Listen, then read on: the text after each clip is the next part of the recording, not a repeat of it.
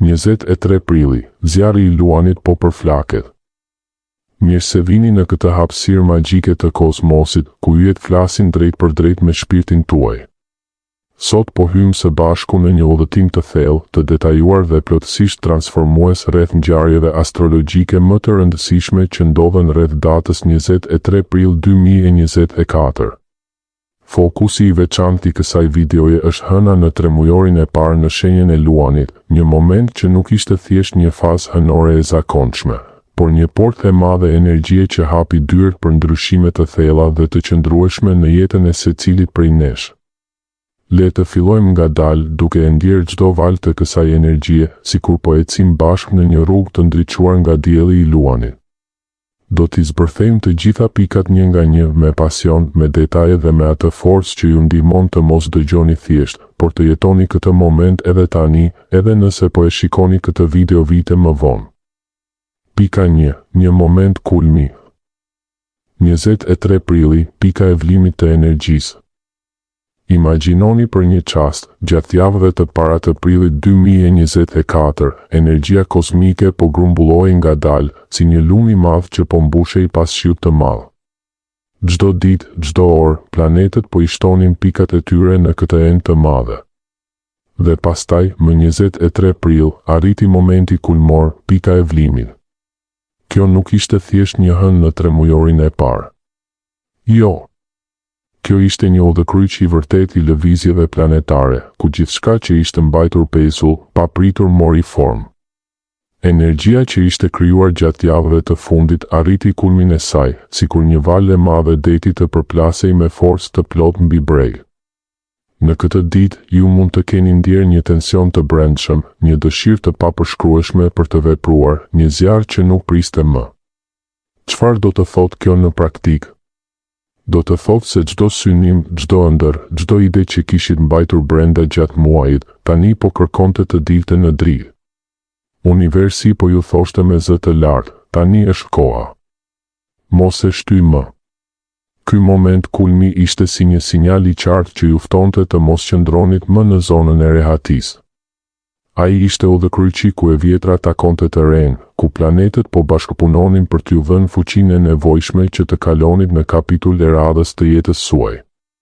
Nëse gjatë atyre javëve keni ndjerë ankth, entuziazëm të papritur ose një ndjesi të fortë se diçka e madhe po vjen, tani e dini arsyen. Ishte pikërisht kjo energji që po arrinte kulmin e saj më 23 prill 2024. Dhe ju, duke e kuptuar këtë, tashmë keni fuqinë të shfrytëzoni atë valë në çdo fushë të jetës, në punë, në dashuri, në shëndet, në zhvillimin personal. Pika 2. Kalimi nga shkëndia fillestare në zjarr të qëndrueshëm, fuqia e Luanit. Le të shkojmë më thellë. Gjysma e parë e prillit 2024 u dominua nga energjia impulsive, e shpejtë dhe ndese e shenjës së dashit, ajo shkëndia fillestare që ndes zjarrin, por nuk e mban gjallë. Ishte koha e ideve të shpejta, e vendimeve të menjëhershme, e veprimeve të guximshme, por të paqëndrueshme. Por më 23 prill, me hënën në tremujorin e parë në shenjën e Luanit, ndodhi një transformim magjik. Energjia impulsive e dashit u kthye në diçka shumë më të fuqishme, më të qëndrueshme dhe më madhështore, zjarrin e Luanit. Luanit nuk i pëlqen të digjet vetëm për 5 minuta. Luanit i pëlqen të krijojë një zjarr të madh, të ndritshëm, që ndriçon të gjithë pyllin për javë të tëra. Kjo është koha për të kaluar nga motivimi i thjesht në veprime konkrete dhe afatgjata. Nëse deri atëherë thjesht keni menduar dua të bëj diçka, tani energjia ju shtynte të thoni po e bëj dhe po e bëj siç duhet, me madhështi dhe me qëndrueshmëri. Hëna në Luan ju jep të krenari, kreativitet, guxim për t'u parë dhe për t'u dëgjuar. Ajo ju thoshte, mos u kënaq me shkëndijën. Bëje zjarrin tënd të përhershëm. Imagjinoni veten si një artist që ka marrë furçën dhe bojrën, tani nuk po vizatoni më vetëm një skic të shpejtë, por po krijoni një kryevepër që do të qëndrojë për vite. Ky ishte momenti kur impulsiviteti u kthye në vizion të qartë, kur dëshira u kthye në plan veprimi. Dhe ju, duke e ndjerë këtë kalim, keni pasur mundësinë të ndërmerrni hapa që nuk ishin vetëm të shpejtë, por edhe të qëndrueshëm.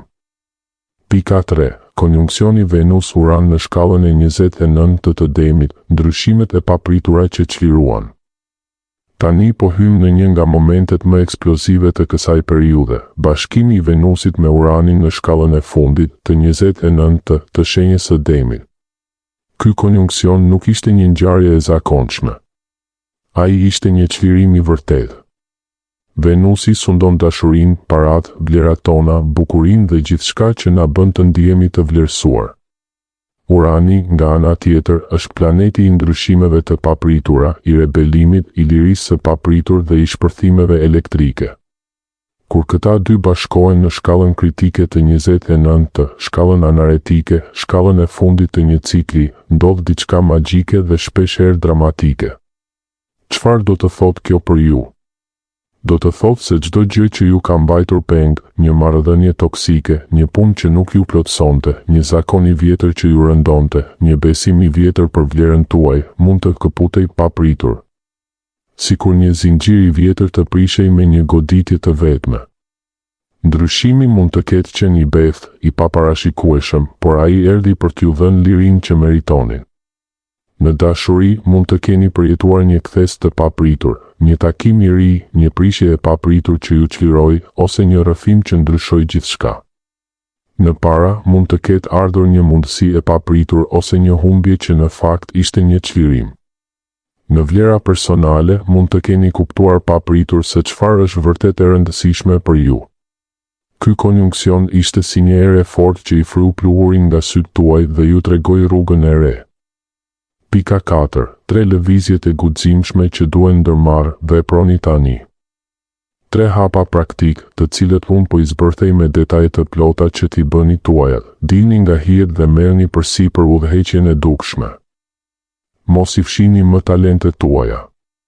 Është koha për t'u parë, për t'u dëgjuar dhe për t'u vlerësuar. Luanit i pëlqen drita, skena, vëmendja. Nëse deri tani keni qenë në hije duke pritur që të tjerët t'ju zbulojnë, tani universi ju thoshte, dil përpara.